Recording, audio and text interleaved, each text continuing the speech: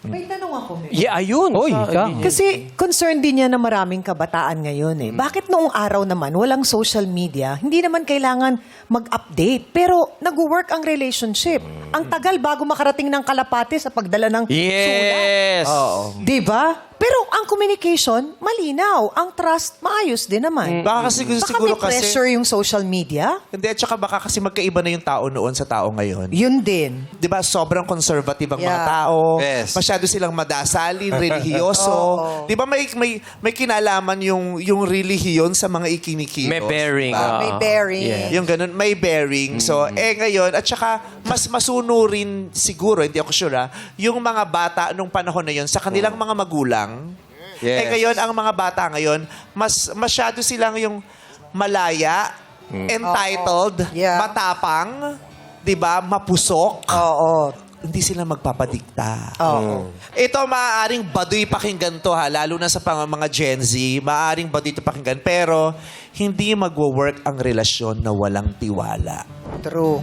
Diba? Napakaluma man nito, pero hindi talaga mag-work ang... Kahit gaano kakamahal ng tao, kung wala kang tiwala sa kanya at praning ka, mauubos at mauubos, mapapagod at mapapagod yung taong yun sa pagmamahal sa iyo. Diba? Yeah. Pero meron lang gusto i-share, no? As a parent, no? Meron kasi ako nabasa noon at napanood na maraming mga kabataan ngayon, they feel this sense of entitlement. Sadly, the ones to blame are people like us. The parents. Yes, because we shelter them too much. Sila yung hari, sila yung reyna ng tahanan. Spoiled. Short of spoiling. So nagkaroon ng ganon. Na hindi tulad ng panahon natin, na pinalaki lang tayo ng mga magulang natin, na sige, bahala kayo sa buhay ninyo. But because of the dangers of what's happening today, and dahil natakot tayo na, naku, baka hindi ako maging nurturing parent, naging ganyan. Naging ganyan yung mga bata. And, you know, sometimes in retrospect, I think of myself, naku, parang nagkamali yata ako as a parent. Sumobra ata, parang ganyan, no? But then again, you can only do your best. Yeah. True. Share ko lang. Yeah. At pero hindi rin fair na lagi niyong i-ano sa sarili niyo yun na Bine-blame sa akin. minsan, no? Kasi 'di ba, meron namang phase ng buhay natin na tayo na ang nag-iisip. Yeah.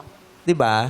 Tayo na ang nagdedesisyon. Kaya yung mga desisyon natin, hindi natin pwedeng ituro sa mga magulang. Hindi, yung mga epekto ng ating mga naging desisyon ay hindi natin pwedeng isisi sa ating mga magulang. Kasi tayo naman na ang nagdedesisyon nun. Diba? The parents can always only guide us, Amen. but they cannot decide for us because at the end of the day, it is our mind and our heart that will decide for us. Our own mind and our own heart.